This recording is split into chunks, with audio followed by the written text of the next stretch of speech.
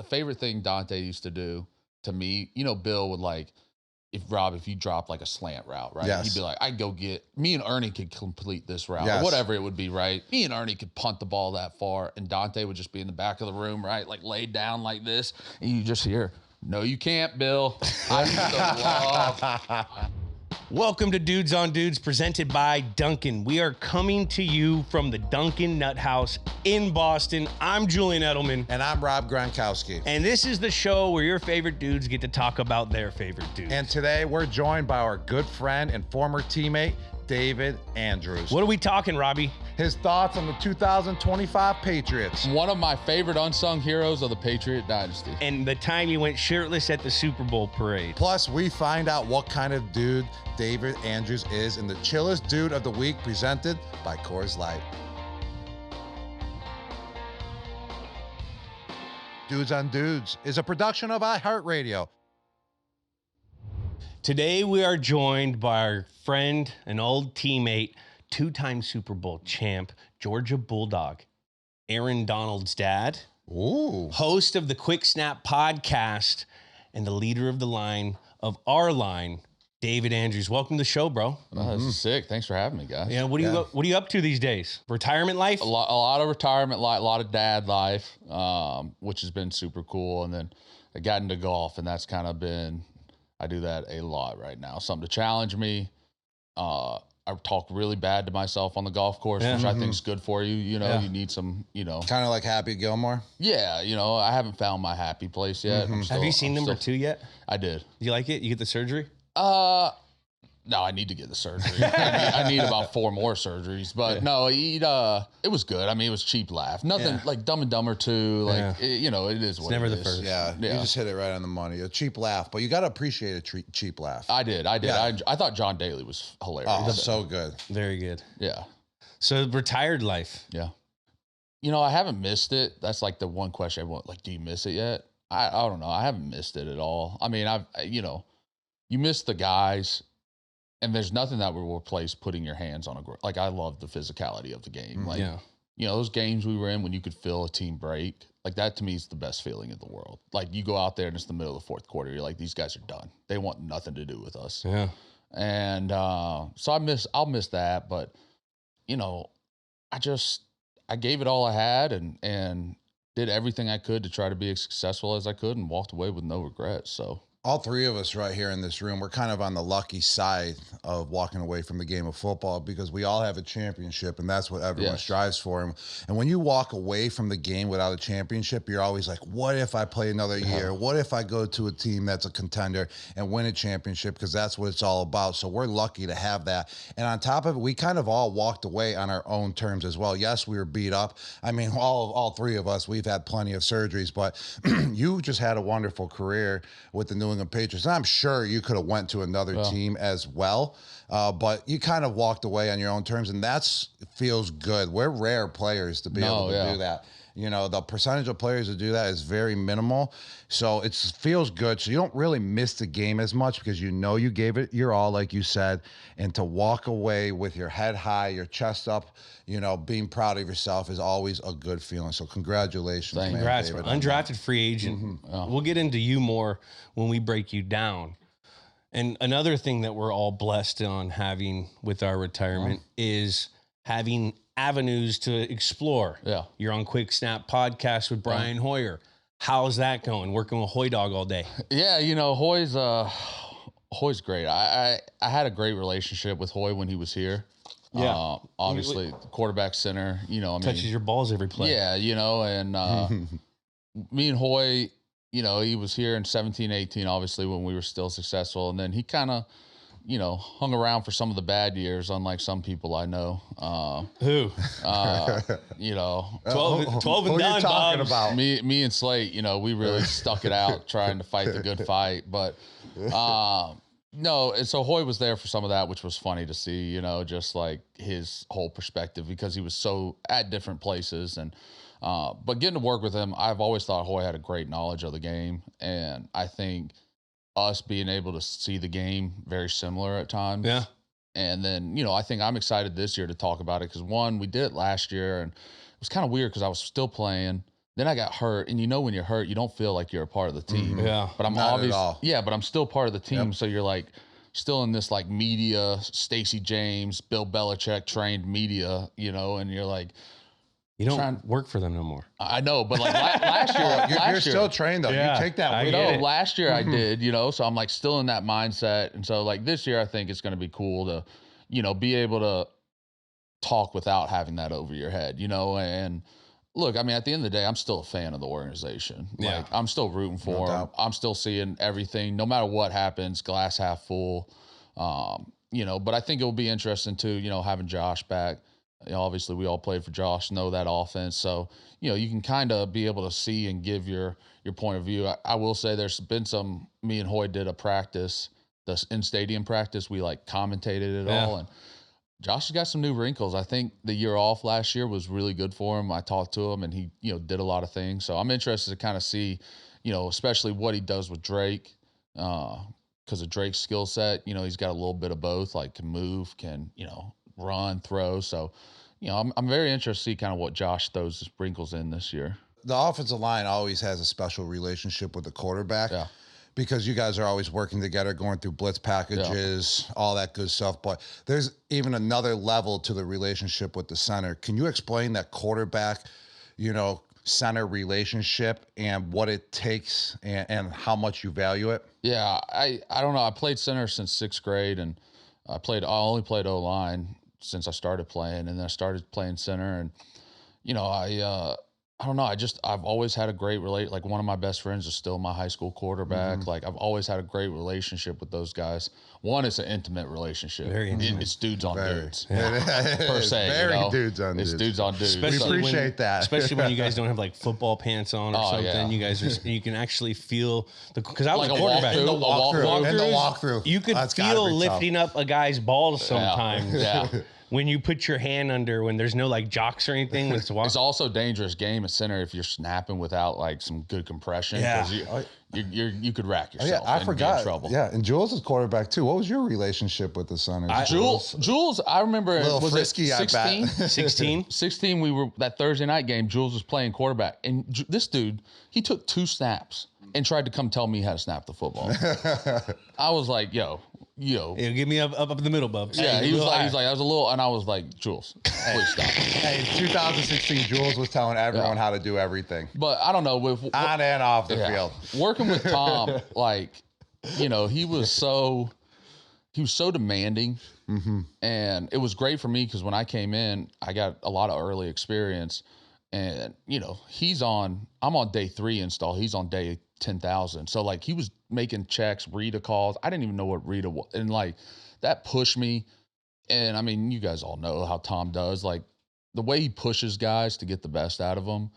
And he's hard on you, but at the end of the day, he knows he's doing it because he wants the best for you and he cares for you. And so that relationship with him and getting to work with him was just really special. And he threw me off. I'll never forget in 2016 in Pittsburgh, we came up to the line and, he was making all the mic points. It was only my 2nd year. And we get up to the line. He's like, what do you want to do here? And I like panicked because I was like, he never asked anybody. He was running the show there. Yeah. He wants to see what you got. Yeah. And I was Putting like, you on the spot. I was like, what you're comfortable with probably. Yeah. And it like shook me because he'd never done that. And, it ended up working out. I think we went to Gap versus a diamond front, and it ended up working out pretty good. But man coverage, yeah, it was a great relationship. There's nothing like the quarterback center relationship because you're giving him information, he's relaying information back to you, and then it's your job to relay it to everyone else. So communication. Yeah, so and then every now and then he'd be in the meeting room and he'd mess something up, and I'd have to take the fall for it. He'd just be sitting in his, we all sat in the regular chairs, and he had his office chair. And he'd just be sitting there. He'd be like, "What do we do here?" And he wouldn't say anything, and I'd have to take the fall for it. But, with a guy like that, you got to do that. What's an easier task in life, communicating with Tom Brady or communicating with your wife? I'm better at communicating with Tom Brady than my wife. Yeah, she'll tell you that, too. Because Tom will yell at you more than your wife would yell at you as well. Tom will yell at you. Yeah, but and louder, too. Yeah. And embarrass you in front of everyone. He does do that. Yes. He's got a good way of that, but, I'd rather that than my wife. Yeah. Even though we're podcast co-hosts and best friends, we still get heated sometimes. especially when we're talking about dudes. But at the end of the day, when we crack open a couple of cold Coors Lights, it's all good. Talking football is always better with the Coors Light in your hand. Pick a beer that keeps you cool. Choose chill. Choose Coors Light. Get Coors Light delivered straight to your door. Visit CoorsLight.com/dudes. Celebrate responsibly. Coors Brewing Company. Golden, Colorado beer. What do you think about this Will Campbell pick? Have you watched him at all? I have. So obviously you guys know Dante, and I love Dante. I still have a great relationship with Dante. And I think, and I look at a lot of the guys that we played with on the O-line and guys even before me, you had me, let's just go back to like my years. Me, Shaq Mason, right? Smaller guy. Shaq was a smaller guy. Long arms though. Yeah, long arms, but no one thought he was going to be, like he never pass blocked. Yeah. Mm-hmm. Great career. Me, undrafted, not all the great size, great career. Joe Tooney never played. Tackle. He played all 5 positions. Yeah. And then Scar came in, you're playing left guard, turned into an all-pro left guard. So like Hall of Famer. And then you go back to like light, you got Dan Undersized. Connolly, you've got Wendell, you've Undrafted. got Neil. You got Neil. Steve Neal. Yeah, and then obviously, I mean, the list goes on. yeah, and then obviously you got the guys like a Logan Mankins, who's like everyone knew Logan was going to be Logan Cattle Mankins. Yeah, Now, but like what's the common denominator? there's one What? Dante. And smart football players. That's But for at me the end of the also. day, this is what I think, right? And then I look at like you, Jules, like play quarterback, Slate, like we just got football players, and that's the basis of it all. And I look at guys on our team, like, obviously, like one thing I was impressed with you, Rob. I had no idea what you were like as a player coming here. I knew about your reputation. That was all over everywhere. But I had no idea how smart of a football player you were in your understanding of the game. I just thought you ran routes, got open, and you got the ball. But like when I got here and got to know you and watched how you did things, like, and I look at all the guys on those football teams, we just had football players. So I think at the basis of any NFL pick, yeah, everybody, there's fast and there's strong guys, there's guys who can jump. But if you can't play football, that don't matter. None of that shit matters. So, I look at Will, and there's a lot of talk about it, but I think when I look at him, I think he's a football player. And I think he has football player qualities that you want. And to me, that's more important than height, jumping, and all that. Obviously, there are requirements for that stuff, but, you got to be a ball player. And I think this kid's a ball player. Now, only time will tell. And, we'll see. I think fans have to manage expectations with what's going on here. Yeah, but I also like having Josh McDaniels there who can protect him. Josh is going to do things. Yeah, they can Josh protect him with chips and all these, and how they call the game and when they call certain plays for certain matchups. I think that's going to be huge. What people don't realize, there's only one guy that's been around Dante Scarnecchia for like 20 years, and that was like Josh McDaniels. Yeah. So if anyone's going to be able to not beat Dante, but be able to know what to kind of say to these guys and develop them, hopefully it is Josh. Well, even watching that stadium practice, I was saying me and Hoy did, like you could see the way Josh called games. Yeah. Like we didn't go out there in the first play of the game, run 64 protection and throw a seam. And, let's get the quarterback confidence. We got everybody confident, right? Whether it was getting you the ball something quick, getting James White, or the running back, getting you a little 5-yard route and it turns into 12, that is how you do things. And then you set things up to now, all right, it's the middle of the third quarter. We've run, 16-0, 15 times. Now we're hitting counter. What's 16-0? That was single back power, I think. So single back power to one side. Yeah. We've hit it a few times. Now let's give them the counter. So basically we're jabbing the whole time, all game. You got to be patient with the jab. And then we hit the counter hot.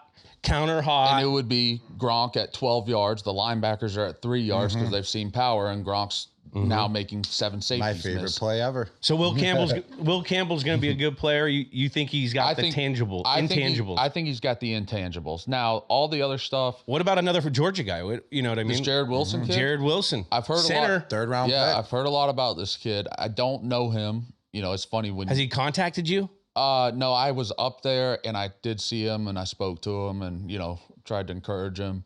So it's going to be interesting to see what they do. I haven't got a good feel of watching practice, hearing reports of what they're doing offensive line. You know, it seems like the center's kind of been a rotating position. It seems like the right side settled. You're going to have Big Mike when you at right guard. Still there. Mogan Moses at right tackle. And then it kind of seems like center and left guard are kind of your two juggling spots. Will's going to play left tackle. You know, what combination they're going to get to that. I think the one thing that, you know, worries me is obviously in training camp, you got guys getting banged up. There's going to be rotation. You need to get some rotation. But I felt like every training camp we went into, you knew who our starting five was. Yeah. Now, granted, maybe, you know, a tackle had to get a day off or was banged up for 2 weeks. And then, you know, but you knew who the starting five was going into the season. And, but they're at ground zero right now. They are at ground zero. You know what I mean? Like this, they're trying to install a whole new identity of a team, a whole new identity of like the schemes. So like, it's unfair for us to go in and guys that were playing in this same system on a freaking great football team to like say like, well, it's gonna, you know what I mean? Cause like we came in and it was a well-oiled machines already. There was, you know, there was four. There's interchangeable pieces, but it was. But they're still trying to find the nucleus of guys. Yeah. And going back to your point, a Will Campbell can be a nucleus guy that they draft, develop, Jared becomes Wilson a guy. can be. Jared Wilson can be. I like the Trayvon Henderson kid. That could be a core guy. Yeah. You got Drake May. That's what you have to develop. And then it'll turn into potentially what we were like as a well-oiled machine, but they got to have some years together. They got to figure out that starting lineup. They didn't have one. We had a starting lineup and we just interchanged like when you came in, when Stork went out, like when Stork came in, when other guy went out, like, but there were still 3 or 4 guys that were there for. Well, and I think, you know, I look at our teams, right? We had a lot of drafted guys, however they get undrafted, drafted, like that had been there. You know, when I got there, Tom had been there so long, Nate, Marcus, Seabass, Wendy, you two, you know, just offensively, that's what it was. And then you had the, you know, like a Rex Burkhead come in for 2 or 3 years. And not that Rex wasn't a great, but he wasn't the nucleus guy. So, you know, I look at the team right now, it's very heavily free agent, and there's not a lot of those nucleus guys right now of the past 6 years. They're at the point where they got to make them. Yeah, that's what I was talking about earlier on a couple other shows I've been on over the weeks, is that, yes, they upgraded this team. You know, Coach Vrabel did a great job going to get the pieces, but he went to go get them in free agency. There's not a nucleus like we were talking about that we had when we were there, and that's what continues, you know, the championship runs. So it's kind of up in the air not yet, how though. this team is going to gel. Yeah. It could either be great, fantastic, because all the free agents that they signed come together, or it could be like in 13 with the Dream Team, the Philadelphia Eagles. They signed all those all-stars, and then they went 7-9 that year and didn't even make the playoffs. So it can go either way. But in the end, if you want to have a sustained success and have playoff runs year after year, you got to have that core group of guys, which we did, which you were one of them, David, Julian, yourself, myself, obviously, Tom. And that's what kept that, you know, decades of runs of going to the playoffs and championships going. And I think as a young guy coming in, probably same for y'all, because there was a different nucleus when y'all came versus you guys were on the outside of the nucleus. Then when I came, you were the nucleus. Yes. But all I wanted to do as a young guy was be accepted into that nucleus. Yes. I feel like fucking Jimmy Neutron right now with all these. I know there's a lot of nucleus. I don't know who said it, but we're just holy so smart. shit! But We're so smart right now. But that's a special thing, I think, too, because it challenged me. Like, all right, like, what do I have to do to be in this group? Is it getting there at 5:30 a.m.? I'll be there. What was the moment where you're like, yes, I'm part of this group? They've accepted when you're me. part of the nucleus. Part of the nucleus. I would say 2016. 2015, even though I started 11 games, I still felt like an outsider. I would say 2016 when I became the full-time starter and, like, started just gelling with guys. You know, I just felt like 15, I felt like I was just a temporary piece. Yes. You know, even though I was playing a lot, it didn't feel like, I felt like any moment I could be sent home, you know, and really in 16, I felt like, all right, like kind of took my role as trying to lead the offensive line. And I think that was the year I really like from Tom, from everybody, that I just felt like, all right, I'm one of these guys now, you know, and I think that's really special when a group of guys do that, because then it challenges those young guys. Because I looked at, you know, all you guys, what were you guys doing? How were you doing stuff? All right, like I remember I used to get there at 5:30 because Seabass told me to, and like late in the year I was exhausted. I'd put on film in the O-line room and let it run, pause it at like 35 plays, and go back to the sleep room because I was just beat and exhausted. I'd sleep for 30 minutes. So if Seabass came in there, it looked like I had watched 35 plays on film, you know? Hi, this is Gronk from Dudes on Dudes, and talk about a perfect partnership. I'm here to tell you about protecting your end zone with Dude Wipes. If you're still wiping with toilet paper, you need to listen up. Dude Wipes are a wet, extra large flushable wipe that leave nothing behind in your behind. Because they are wet, and we all know wetter cleans better. Unlike dry wiping with toilet paper, Dude Wipes clear instead of smear. Goodbye, dingleberries. Goodbye, itch and irritation. Plus, if you take Gronk-sized grumpies, or as I like to call them, Gronkies, baby wipes won't do. You need extra big Dude Wipes to handle the job. And they come in different scents and pack sizes, including a single-use, on-the-go pack that you can take wherever you go for that home field advantage. So don't fumble the ball with toilet paper. Stop being an a-hole to your b-hole and start using Dude Wipes. Available on Amazon and major retailers nationwide. Dude Wipes, best clean, pants down. So explain to us the dynamic of the lineman room then. Yeah. Like when you first got there, explain who's the jokester, who's the serious guy, who's the asshole. Was there an asshole? Was there this guy? Yeah. How was Coach Scar in the whole thing? Explain the dynamic of So we had a big change from year 1 to year 2 for me. Yeah. You know, we drafted me, Shaq Mason, Trey Jackson my rookie year. Still had guys like Josh Klein, Devi, Cam Fleming, Josh Klein, Golden Flash. Yeah, you had Marcus Cannon, Seabass, and Nate and Wendy, who were like your older statesmen in the room. Seabass and Wendy were assholes to me. You know, Seabass would just yell at me in his German accent all the time about like calling fronts, and I'm like, dude, Call the front. yeah. I'm like, dude, can you not see? Like, I'm just figuring this out, you know? But like all that stuff, Wendy embarrassed me in front of the O-line room one day, like pulled me up there and like asking me all the questions about the team we were going to play in the preseason. And you know, that first preseason game, there's no preparation. No. So I had no game planning. Yeah, there's no game planning.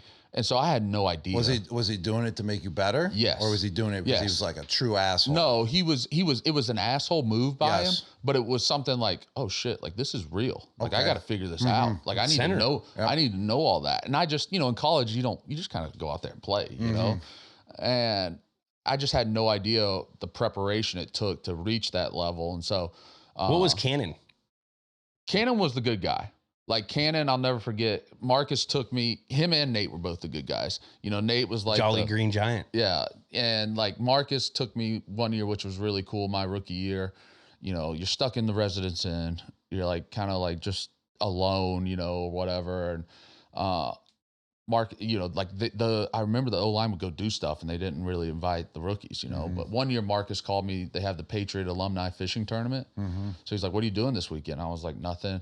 He's like, you want to go fishing? And I was like, yeah, I'd love to, you know, like he could have told me like, do you want to go play croquet? I just wanted to be invited. Yeah.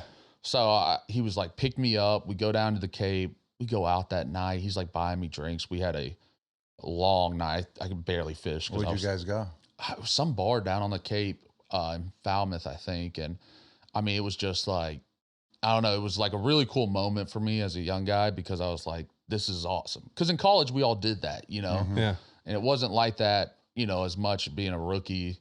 And all those guys like Nate, they all had kids and everything. Yeah. And so, you know, that was really cool for me. And then Nate was just like the loving granddad of the room, you know, like it's going to be okay. Like, you know, stay positive. Good-hearted person. He's really one of the good dude. best people I've ever met. And The guy, didn't he keep the Donald Duck that we put? I was not there for I think he kept that duck. that was like a couple years and before like I got he there. feeds it and it still comes to his house and you see the big ass Nate Soldier like feeding this little duck daily. I remember he had a pet duck that like he didn't like. He might have did because he had a pond behind his house. Yeah, he had a and stuff. pet duck. So I think. he, but yeah, I mean, it was a really, and then the next year, you know, was really where it felt like there was a big turnover with like Joe Tooney and Ted Karras coming in. So, and that was kind of, and then it was kind of like, that's our offensive line. Nate, Joe, me, Shaq, Marcus, and And then the rest is kind of history. We went on the run. Yeah. Before we get going on and moving on, can you give us your best Dante Scarnecchia story? Like, because we don't understand Scar as other position. Yeah. Because Scar was like the nicest human being to anyone he didn't coach. I thought he was like the coolest dude ever. Me too. Scar would come up to me all the time. He would come up to me. He'd be like, "Hey, Gronk," he goes, "I know you don't seem appreciated around here, but let me tell you, this organization, you're helping it move forward, and we love that. Keep it going." And I like walk away. I'm like, "Is Dante fucking with me?" Like, I see him always just absolutely scolding his lineman, and then he just gives me a compliment in the hallway. I'm like, I love this guy, but is he messing with me? So, couple things real quick. So, Dante would yell at you for taking notes, but you felt like you should take notes. And so Teddy was always taking notes. Like Teddy Karras was always taking notes. And so he's like yelling at Ted one day. Ted's like writing stuff down, and he's like, "Hey, Ted, why don't you write this down? I fucking suck," or something like that. That was an all-time. It's like Ted was the best, dude. And what'd Ted say? I think he did write it down. Ted told me one day, like, he had all of Dante's sayings wrote down, and I need to get a photocopy of that. But that one was great. One year, 2019, that was an up and down year. I was not playing. It was Marcus again. We had the O-line room was a lot of turnover. It was just a turmoil year.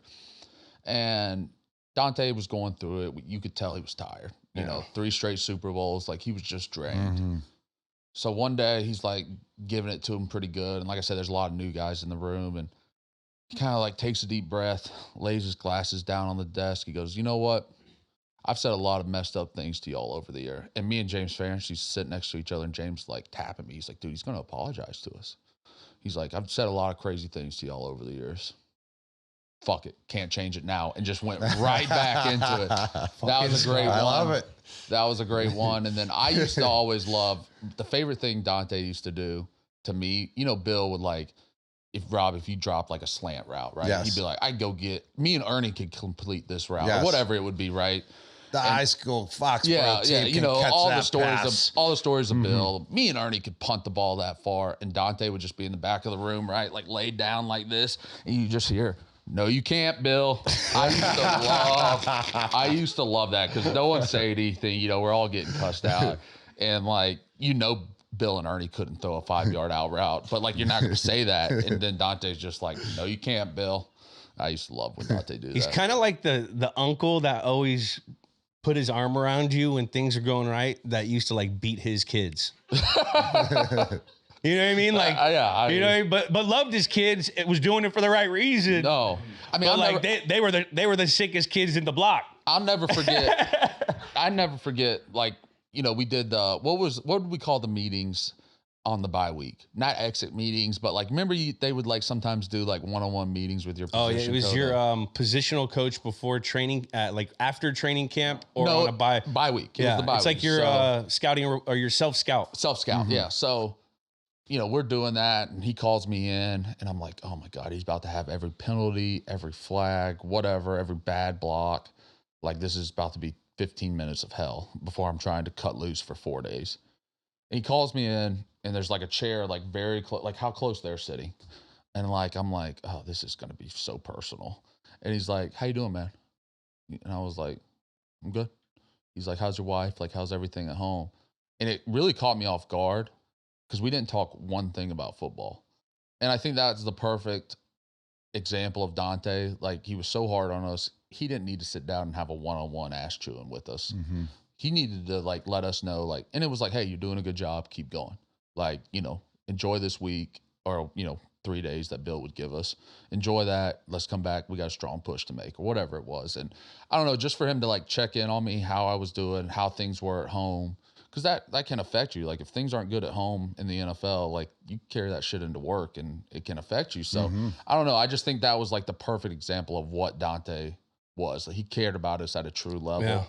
Yeah. It's kind of like when your dad, like, one day sits down with you and like opens a beer with you, and you're like, "Oh wow, like I thought I was about to get chewed out here." Like it was like a moment. I'm a man. Yeah, it was like a moment like that. That was like, all right, Dante's the real deal.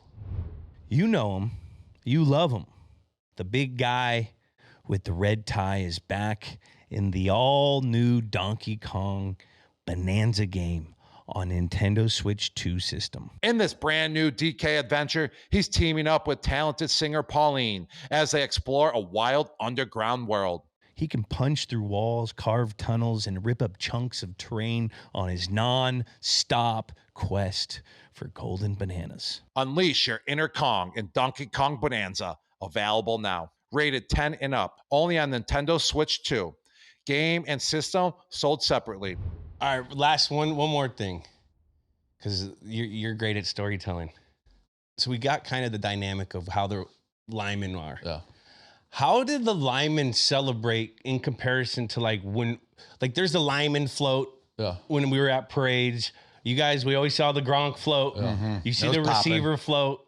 Like, how did the linemen take all the fun? And what'd you guys were you guys explain the lineman dynamic of how you celebrate? So was it compared to everyone else? 2016 when Bill made the whole stink about no drinking on the plane anymore? Remember that? Because there was something that happened in training camp. He was like, it was about every year. Yeah, but he was like, we're cutting down, no more boot. We're not doing all this. So the first year at the look at DA at the that's young DA with collagen in his face. Yeah, that was 18. That was probably my favorite parade because I had one under my belt and I knew what we were doing at that point. But 16, we get on the bus and everyone's like, "Where's the beers?" Coming to me, I'm like, "I didn't know we could bring beers. That's okay now." And so I had no idea. So at 18, I was stocked. I had stuff for mimosas for the wives. I had beers. I had Fireball. I had it all. 18, we had a blast. That picture's from 18. And it was all of us sitting. We had one of the flatbeds, and we all sat on they had the generators, and we all sat on the generators together. And me, Shaq, and Joe, and it was just I don't know. But at the time, we didn't think it would be the last one. Yeah. We took them for granted. I think. I think especially me because I came in AFC Championship and then 3 straight. I was just like, well, no one's stopping us. It's absurd. We're just going to do this shit every year. We might not win, but we're going. Yeah. And that was my mindset as well every year. But that 18, we had, remember the Dilly Dilly commercials? Yeah. We had Dilly Dilly, the guy on the boat. Oh, or shit. the float or whatever, the flatbed. So we get on there, we're like, oh my God, we got the Bud Light float. There's got to be thousands of Bud Lights on this. We get there. They didn't have one beer. They had the Dilly Dilly Bud Light guy. Not one beer? The Knights, they used to have the Knights. They didn't have one Bud Light on the boat. That one drove me insane. But you don't really need to bring alcohol because you got to keep your head on a swivel. I've never had to try to catch more You got things. fans chucking freaking awesome. 15 beers at you at one time. Awesome. If you're not paying attention, you get drilled right in the head, which happened to me a couple times on that float in 2018. Yeah, and then I think we went to Mastro's, open the restaurant for the O-line, and we had lunch at Mastro's, and then I think I ended up in Bijou that night, and they handed me an Ace of Spades bottle. I was so drunk I couldn't figure out how to open it, and I ripped the cork off, and the cork was just stuck in this $1,000s bottle of Ace of Spades, and everyone was just staring at me, and I was like, I'll get it out with my pocket knife. They were like, please don't pull your pocket knife out. So it was there's nothing like the parades, man. That's probably I think my favorite part of winning is the ring ceremony, though. Parades are awesome, but the ring ceremonies when it's just us. Nothing like it. Talking about the 2018 parade, what about the game when you were going up against Aaron Donald? Yeah. What was it like blocking him, one of the greatest defensive linemen to ever play? And you held your own. You were one of the reasons why we won that game because we took care of business in the trenches. Well, I'll never forget, really, and to give someone else his flowers, Joe Tooney deserves from that game because we had such a great game plan going in.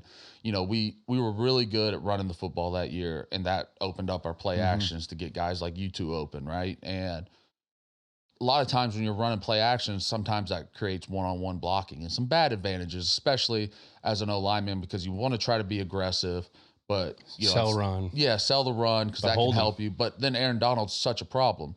So we had it schemed up where Josh was doing so great about the formations, where we were putting Aaron. We didn't want him backside on some plays, which you would think, but that could cause some problems. We wanted him front side. So Josh did a great job. And we had a lot of our plays where we weren't, and they on their base defense, they ran an under front. And so that would create one-on-ones on the backside. So Josh was like, we're not doing that. And I think we remember we came out and we found out they weren't matching the personnel group. It was matched off the running back. So that like last drive when we hit you, for the seam, it was all who was at the running back. So if it was Rex in the game, they would put sub, we'd run the ball. Then when Sony came in, it was be base, we'd start throwing the ball. So it was like an interesting adjustment we made during the game. But I remember one drive, it might have been the drive we went on to score on the Sony touchdown after your play. We called like a 4:35 lead. And we said we weren't going to call it because I put Joe Tooney one-on-one with Aaron Donald. And Josh came up to us at the O-line. He goes, look, I know we said we're not doing this, but we're going to do it because this is going to be a big play for us. We did it. I think that started the drive to you. And then, we just started eating them alive that drive because we kind of got in a groove. And I don't know. I look at that game and it was just up front. Everybody got their turn against Aaron. It wasn't one guy. And I even got my turn one time. Dude lined up everywhere. He was a D tackle. He was a DM. When he lined up against me, I was like, "Oh shit, my turn!" But I held my own. I had help. Which was good. I think one of my favorite pictures on your big play. It's us 5. It was a 5-man front, so everyone's one-on-one. And I don't know. It was just. It's cool to see because it wasn't like one guy's getting double. We all had to hold up our weight against. They had great D-line and it's just, that's what we trained for. That's what we did. And everyone pulled their weight that game. And I know people talk about hating it. I think that's probably one of my favorite Super Bowls just because it was such a grind. And like every team was moving the ball, but it was all about field position and different things. So just no one was scoring. No one was scoring, but there was a lot of yards. I mean, how many yards did you have, Jules? Yeah, Super Bowl MVP right here to where I left. Yeah, 150 yards, no touchdown. Like, that's a lot of yards to not score, I feel like. So, it was one of those games where it was just so interesting. But, and it was a lot of adjustments in game, which I didn't feel like we made in Atlanta. Like, I don't think there was a lot of adjustments. We just weren't playing good. So, that part of it was really fun to me. Man, that's crazy. You're going to get to tell your kids. He's going to go down as probably top 5 player on defense of all time. My son started asking about like Tom and stuff, which is like that's got to be fun. I took him to the statue and Tom was like, "Can I hold you?" And my son was like, "No." And I was like, "Buddy, you're gonna regret that one day." Like Tom, you can hold me, but so that's really cool. Like, cause he doesn't understand that yet, but like, you have pictures with the greatest person to ever play this game. I know. So like, how old's your boy? He's 4. 4.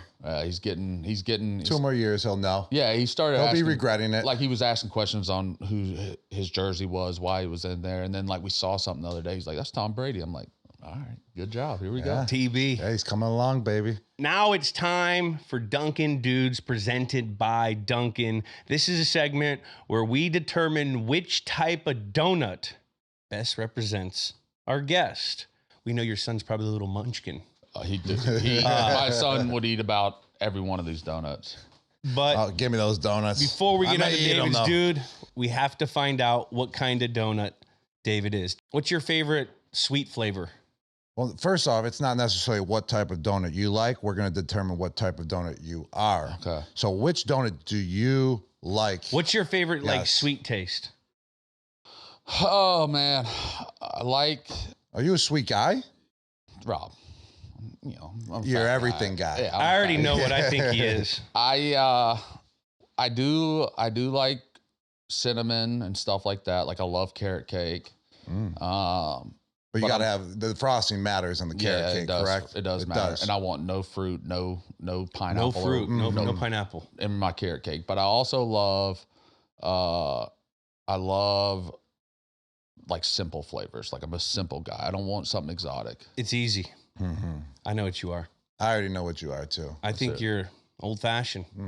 I love cake donuts. Or then I think you're more of a glazed stick.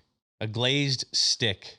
I don't because it's like an old fashioned, and you stick it to the fenders. I like on the defensive line. Y'all probably don't ever eat these, but growing up, I'd eat the glazed sticks from the gas station. Oh yeah. Oh, so you would go to the gas station and get those glazed donuts. Like going hunting in high school. Yes. Like a honey bun or a glazed donut stick and a chocolate milk. Oh, and you like Yeah, you like cinnamon roll? We don't have one of those. Yeah, but I like the cinnamon roll. Yeah, we got an old fashioned right here. If I was gonna go there, you should take a nice bite of then this. he's an old old fashioned. fashioned That might be glaze. the pumpkin. Old fashioned glaze. I agree.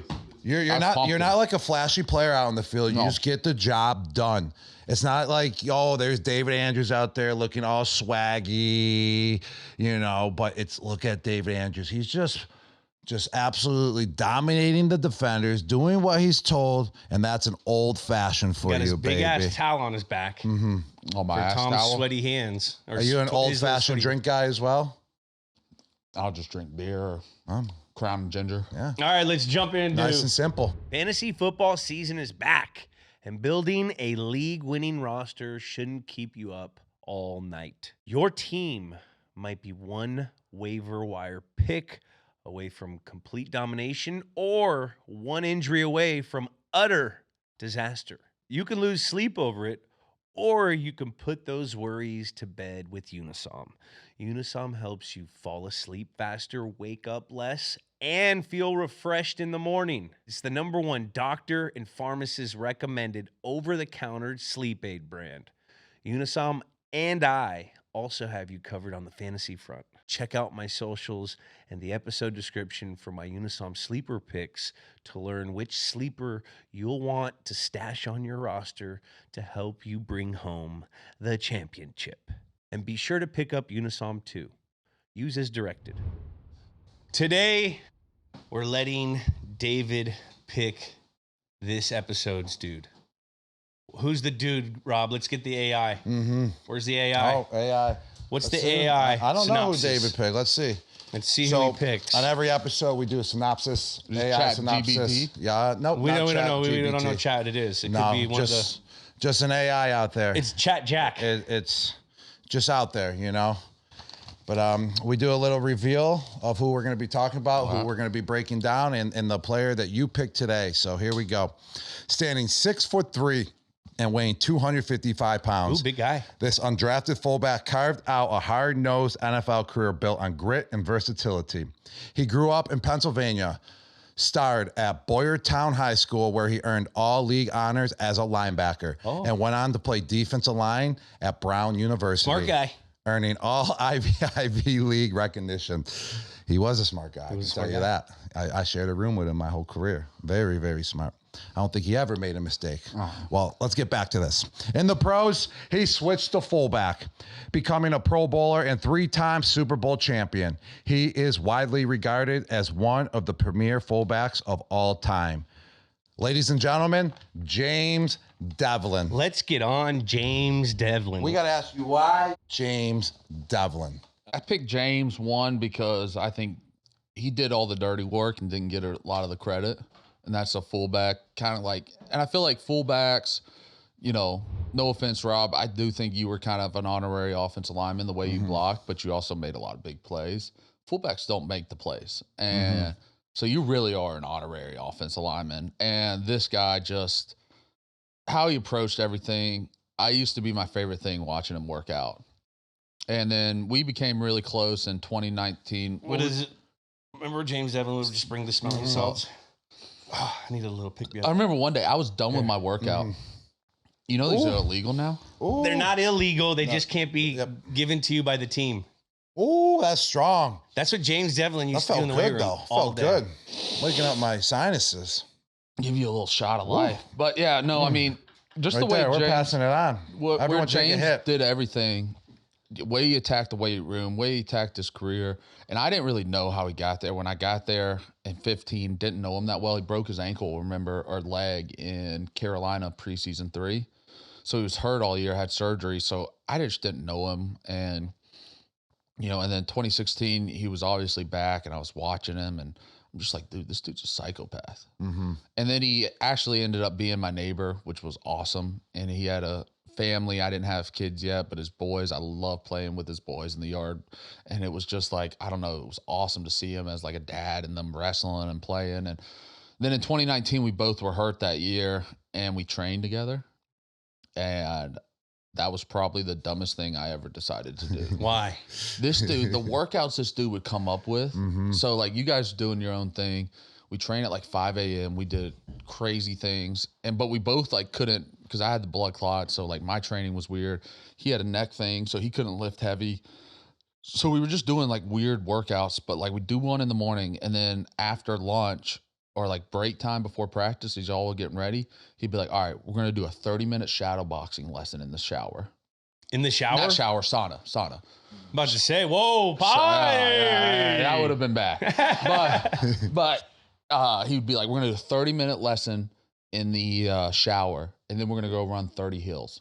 I'd be like, dude, I was dying trying to keep up with this guy, but it was super fun for me because I didn't have anything to challenge me that year. So, and just the way the dude cracked skulls, like there was nothing like it. And nothing. Just laid it on the line each week for us. And my favorite thing would be like if we, we'd sometimes start in like 21 personnel and then we'd break to 5 wide and go to like 74. And like 2 times a year, like they wouldn't cover him. Or they just like play off and he'd catch like an 8-yard hitch route. I used to love that. Loved it. That used to get me so fired up. But he's everything you'd want in a football player. And everything, more importantly, you want in a fullback. And in a teammate. Yes, 100%. He was a great teammate. And I had no idea how he got to the league until I got to know him. Yeah. Because you feel like when you come to the NFL, like, it's like, yeah, everyone's drafted, and that's not always the case. And so when I started to get to know him, went to Brown, played D in there, then went to the Arena League. Yeah. I think he played in the UFL, then to Cincy, and then came to New England, and then made a great career in New England. I mean, that's how, talk about taking advantage of your opportunities. That was something I was trying to do my rookie year. Like, he lived it all, did it all. And people are like, oh, yeah, you were undrafted. I'm like, yeah, it was not as much of a grind as like someone like this guy. AFL, UFL. Like when did the what was that for a year? And with the dying position at fullback as well. I shared a room with James Develin his whole entire career with New England. He was one of the most unselfish players I've ever been around. What do you mean shared a room with him? I mean, I was in the tight end room. He was a fullback, but he was in the tight end room. Didn't you live together? No, we never lived together. But we were in the same meeting room from morning to night. In every single meeting room, it would start off with the tight ends, and we would go in the offensive room to be with, the wide receivers, with the skill players, and then we would be together in the team room. It was James Develin and I in every single room his whole entire career. And he was the most unselfish player out there, one of the smartest players as well. I don't think he's rarely ever made a mistake in his career. He's never went to the wrong guy. And for example, if I went to the wrong guy, if I went up to the second level and I took the wrong linebacker, he would make me right and make me look good. And I always appreciated that. In the room as well, he never caused any controversy, ever. Zero at all. One of the best teammates you can possibly have. And he also made me a better player as well. When you were talking about it, yeah, I blocked, but then I got the credit for going out and making a big play. But where did I make all my money? I made all my money in the play action game. And that's when I got the most open because all the linebackers would step up and then Tom would just dip it to me. And then I would just make a couple guys miss and get 25 yards, bam, right off the bat like that. Why was I so open? Yes, I was blocking. You guys were doing your job as well. But when you have a fullback in the game as well, that you gotta... you got to respect that. He's going to bring the heat every single time he's in there. And he's going to run full speed downhill and give it his all and lay his body on the line every time. You respect that. So every time they would say, oh, James Devlin's in, it's going to be a run, Yeah, why wouldn't they run the ball? One of the best fullbacks in the league. And boom, we would play action off of that. But he would still go full speed downhill, and it would get me open because the linebackers were nervous that he was in. So without James Devlin in, it boosted my stats in the pass game because of him and how hard he went and how good he was at the fullback position. As an lineman, we ran a lot of inside lead plays with James, right? Like him mano-a-mano with the linebacker. And I used to always love, and it's not like it's hard to explain. You guys will know what I mean, but like when you can feel people around you. Yeah. So we run, it'd be an A-gap to A-gap run. So a lot of times I'm at the opponent attack. You would feel like a good block, and then you could feel James going by you, and you knew the play was the wind. Yeah, you knew the play was going to be a good play. You just felt him, because you knew he was going to go stick that linebacker, and it was going to be a good play.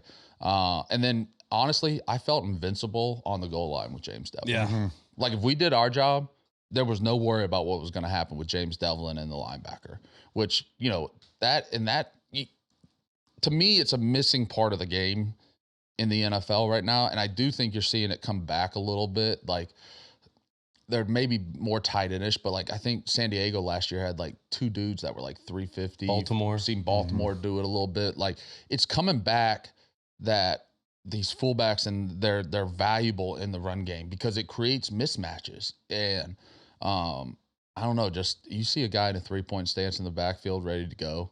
It's just like it's go time now. And as offensive lineman, I didn't mind sub runs, but if we were going to run the ball, I wanted to have a fullback because it creates, especially as an offensive lineman, when you can put a off or defense and base defense, there's not much they can do. And there's not much they can do coverage wise. There's not much they can do disguise wise. So I think it helped out you guys too. 1000%. You know what I mean? Like you can't run all these substituted fronts with a fullback in the game. There's countless times where, because we had such smart football players, James Devlin, where we would be in a 2 tight, 3 tight personnel, put him out wide, and it creates such crazy matchups for the 2 receivers on the field. So, I mean, he was just a smart football player that everyone loved. He was never hurt. He was always seen. And I remember when he moved on and he retired, I told Yock, I said, hey, bro, go sit down and watch fucking James Devlin. I want you to watch every hit this guy does. He looks like he's concussioning himself every time he hits. And that's how it has to look if you want to be a fucking fullback in this league. I'm sorry. You can't have brain cells.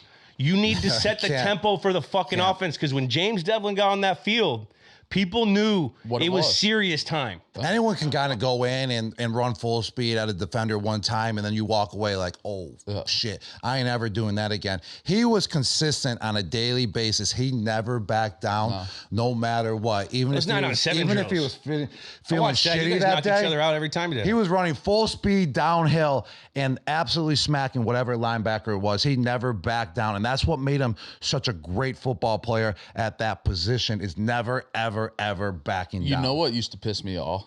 So we used to do half line, right? Half line was a war.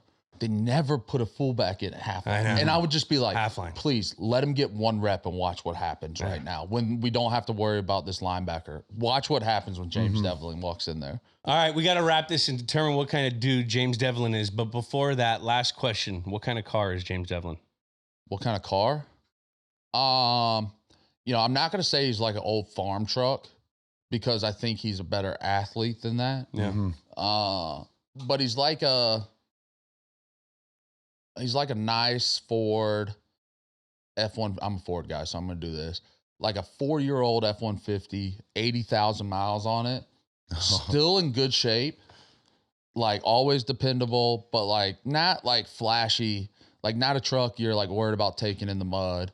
You know, can get dirty, but you can also take your girl out on a date, clean it up with. It's got a little bit of style to it, but like also you're not worried about if you go out in the woods with it. I might have to get dirty. Alter it a little bit. You're just saying he's an F-150. I think he might be like an F-350. That's a lineman, though. He's probably like an F-250. Yeah, F-250. We'll give him 250. He weighed 250 pounds. Yeah. All right. That's the 250. Okay. Yeah, but still, like, you could hook. But not extended cab. He's not that big. No, you can hook a trailer to it, but you can also pull. take it out. That motherfucker can pull. He, strong as can be. Sponsored by Roe. You know, football players are always ready, whether it's game time or other times. That's the idea behind Roe Sparks, a prescription treatment that's built to help you be your best when it counts the most. See if you qualify at row.co/sparks. Roe Sparks features a dual action formula that includes tadalafil. Basically, you're getting the good stuff. The best part, they dissolve under your tongue, so they hit your bloodstream faster and work sooner, in 15 minutes on average after the medication dissolves. Roe Sparks helps guys get harder with bigger, thicker erections and have more control in bed. That translates into more satisfaction for their partners. Plus, thanks to the dual action formula, you can now be ready for up to 36 hours. That's a whole weekend, my friend. Just complete an online visit with the healthcare provider to see if it's right for you. If prescribed, new sexual health patients get $15 off on your first order of Sparks on a recurring plan. Connect with the provider at ro.co/dudes to find out if prescription Rose Sparks are right for you. Compounded drugs are permitted to be prescribed under federal law, but are not FDA approved and do not undergo FDA safety, effectiveness, or manufacturing review. For safety information, go to ro.co/safety info. My favorite James Develin story, and this is not football related, but this is just who he was. He was running the marathon like after he retired. And so we're talking, he was a huge dude. Y'all know how he squatted and weightlifted. We were like, James, you training? And he's like, yeah. And we're like, what are you doing? You know, like, because all these people have all these crazy training methods, you know, right? It's like you run 5, 8, 12, whatever it is. The day before you run like 19 miles. So we're like, you training? He's like, yeah, like, you know, I'm training a little bit, but I'm just still lifting. The dude, we found out, didn't train at all for the marathon. Didn't run at all and just went out there and crushed the marathon. And that's James Develin. Just like I can do it. Mind over matter. Doesn't matter. I'm going to get the job done. All right.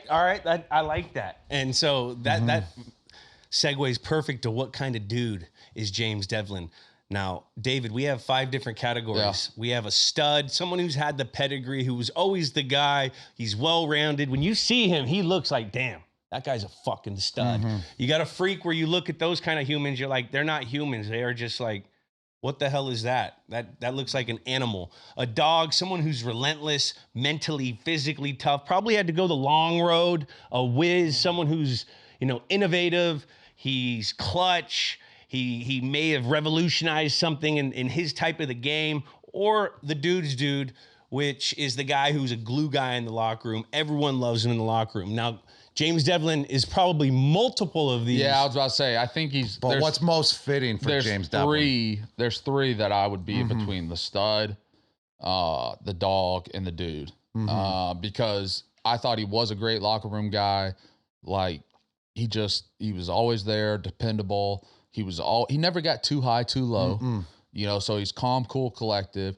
Positive attitude. Like, I think when you went and worked out in the weight room with James, you wanted to go harder, right? You wanted to train harder, you know. But I think you got to go the position he played, how he played the position, his way his career path went. You got to say dog. He's definitely 100% dog. He's a 1,000%. He's a stud. He's a freak. But the thing especially is, in the weight room. The stud is the guy who's drafted in the first round. Yeah. The stud is the guy who was the 5-star. Yeah, and I don't think he innovated the game. What I think he did is honored the game and played the game the right way by like the people that came before him. So like he wasn't innovative in that sense, but he honored those guys because the fullback had been around for 100 years, right? Whatever. But like he honored those guys the way he played the game. He was an old school 1980, 70 fullback. But, you know, innovation wise, no. But, you know, that he was a D lineman. Yeah. He went to Brown. This guy's innovated too smart to be a football player. Yeah. No, he's a fucking dog. On 3, 1, 2, 3, dog. All right, the chillest dude of the week. Let's get into it. The chillest dude of the week brought to you by our favorite beer, Coors Light. Get Coors Light delivered straight to your door. Visit CoorsLight.com/dudes. Give me that cooler. And the chillest dude of the week is our friend, recently New England Patriot retiree, David Andrews. Let's get our notepads, Rob. So this is our segment where we determine what kind of dude have a beer, man, on us. You know, you can't drink on beer commercials. You can drink on podcasts. Yeah. Well, it's the Wild Wild West. Ain't no rules here. Ain't no fun unless the homeboy gets some. Cheers. Cheers, Dudes brother. of the week. Cheers. Now we have a series of questions that we have in our notebook that we like to ask. To figure out what type of dude you are. Figure out what type of dude. All right. Donuts and beer is a pretty good podcast. Let's start it off with an easy one. Do you wear flip flops in the shower? No, barefoot. Ooh, barefoot. Ooh. Athlete's foot. Never had it. No sandals. Who's the most famous person in your phone? Besides Tom. Besides Tom. Yeah, besides Tom. Kenny, That's a gimme. Kenny Chesney. Kenny Kenny. No shoes. Kenny, no shoes. No shirt. No problems. No problems. No shoes in the shower, dog. Okay. There we go. Makes All sense. right. That makes sense. Makes sense. What sports you pretty play good. in high school? I quit everything my freshman year, but I wrestled and played lacrosse my freshman year. But you played them your freshman year, Yeah. and then you quit them. Yeah, just football. Why? I needed to work out. I always was a problem of gaining weight. Yeah. So I needed to work out and train, and going from football straight into wrestling, straight into lacrosse. Like after wrestling, I'd lose a bunch of weight because of the conditioning and All right. everything like that. That I knew lacrosse wasn't going to take me anywhere. I was a good wrestler. I wasn't great, and I love football, and I wanted to put everything in football and see where it took me. Okay. Hey. Well, we know you love physicality because the common denominator of all those sports is being physical. Yeah, I quit and baseball. roughing up guys. I quit baseball Yes. because I saw you could hit people in lacrosse. Okay. Hey. How many college offers did you get? 4. 4. Went to Georgia. What from were the Georgia. 4 schools? Vanderbilt, Michigan, Oh. Duke, and Georgia. Man, usually when you only have 4 scholarships and you go to like the University of Georgia, it's like 3 MAC programs, and then you got lucky to get like that scholarship offer to Georgia. You had like 4 big time programs. Yeah, I was. Like, how did you have 4 big time programs but no? Whoa, other offers? whoa! He had 2 big time programs. We're not putting Duke and that's fucking Vanderbilt. Vandy You're- in yeah. the goddamn big time football program. Yeah, okay, okay, he had yeah, 2 but good. He had Vandy's, 2. yes, 2. 2, yeah. Michigan Those are was my smart first. schools, though. I did That's when impressive. Georgia offered me 4 days after I got my first offer, and I told my high school coach I don't want to talk to anyone else. Well, what was your college GPA? Because that might understand why you had the offers from Duke and Vanderbilt. High school GPA. high school. Your Jim? high school. I think I was like. Yeah, your high school. I think I was like 3.2. 3.2 'Cause I had- college. High school. I think I was about a 3.1 in college. 3.1. Smart. Why was Duke and Vanderbilt coming after? 3.2. What was your SAT? Yeah.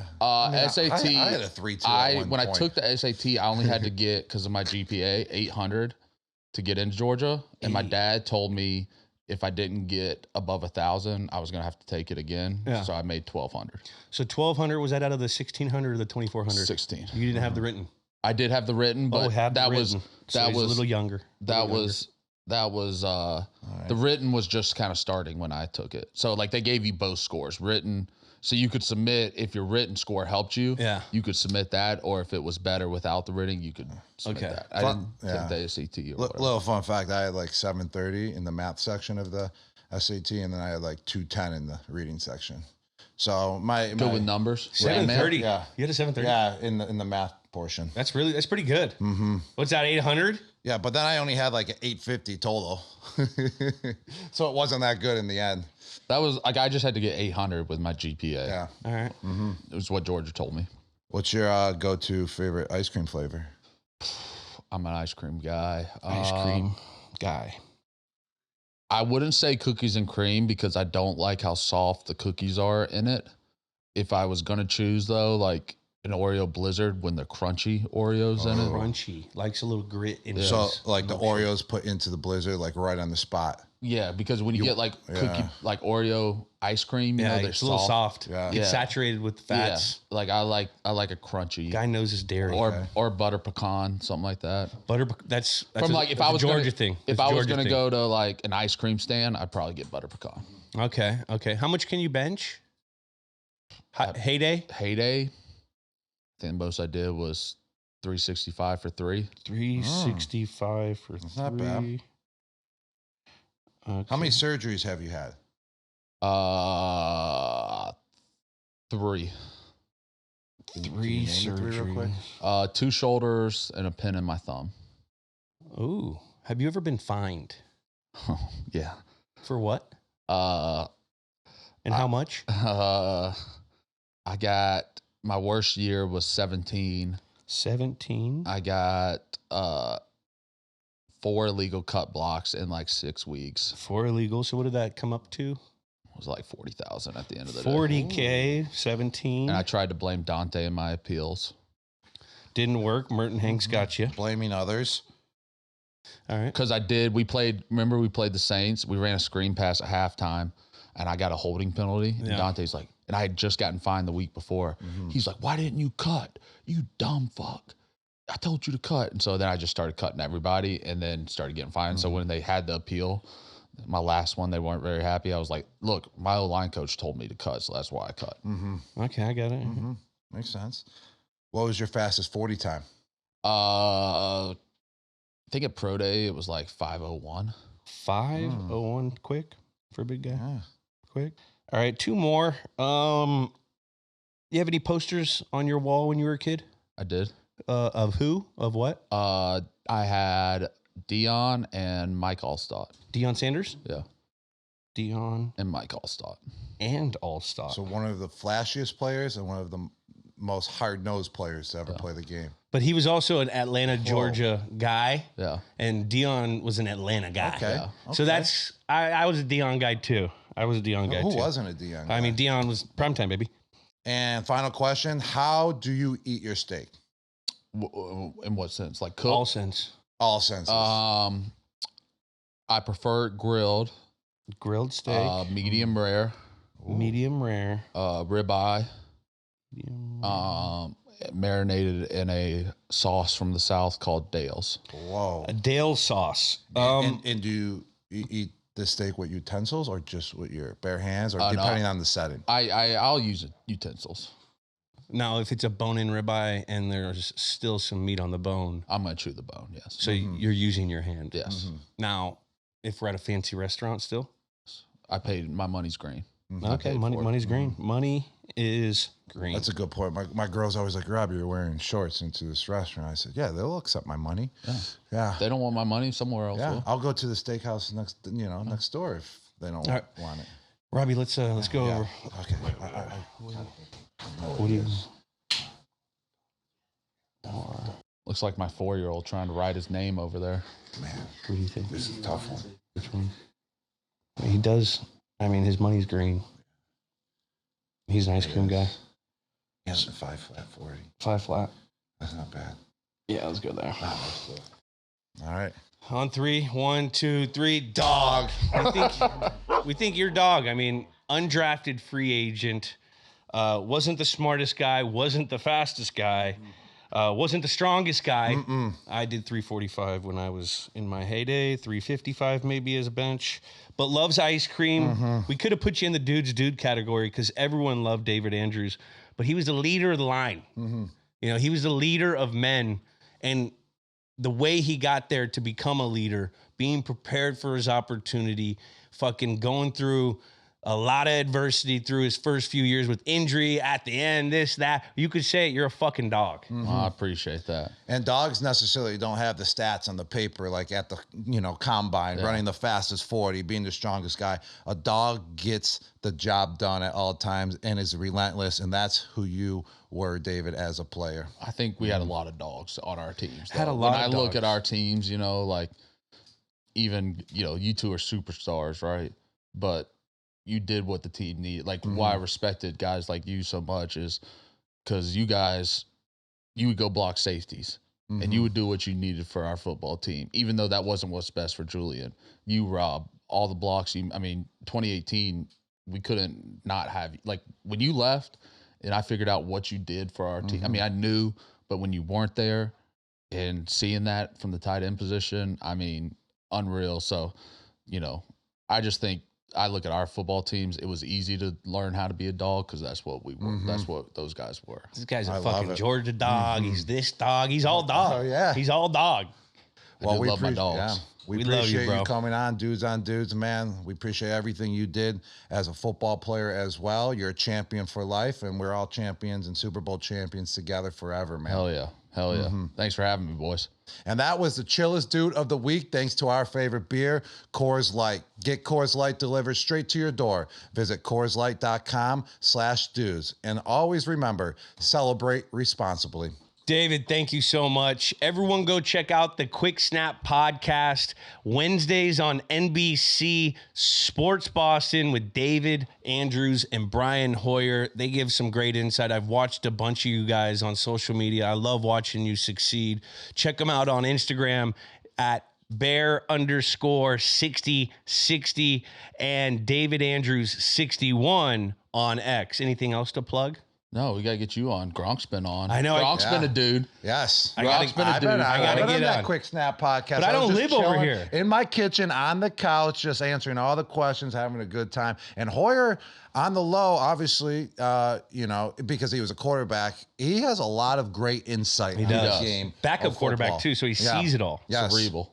Mm-hmm. You know, it's kind of like, I think the guys, like with McAfee, like he was a punter, so he got to see everything from a distance. But inside. Yeah. Hoyer, he's the quarterback. You get to see everything but you're also not in it. Like you're not playing, but you have to be prepared to play. But you get to. His mind's not like Tom's every week, where he's worrying about everything. He's worrying about the quarterback and what's going and watching the team to communicate to Tom. O-line's such a bubble, right? Like the skill guys, you guys all do stuff together. There was a lot of meetings where you guys had where we were not in. It's stuff, 7-on-7s, whatever. Things on the bench. Like we're down there at the very end, sitting with ourselves, our little, going back to Jimmy Neutron, our nucleus. Yeah. And then you guys are like one big group. So it's like very interesting because there's a lot of things he says that I don't remember because we were down here worried about what we were doing, so that's been fun. So, but appreciate you guys having me. No problem. And that's been another episode of Dudes on Dudes. Thanks again to Duncan and thanks again to David Andrews. Subscribe on Apple Podcasts, Spotify, Amazon Music, or wherever you listen to podcasts. Comment a dude you want us to do, and remember, rate and review. And call in and ask us a question on the chill line at 561-203-5789. And remember to follow Dudes on Dudes on YouTube, Instagram, X, TikTok, and Snapchat. We will see you all next week. See you next week. Dudes on Dudes is a production of iHeartRadio. For more podcasts from iHeartRadio, visit the iHeartRadio app, Apple Podcasts, or wherever you get your podcasts.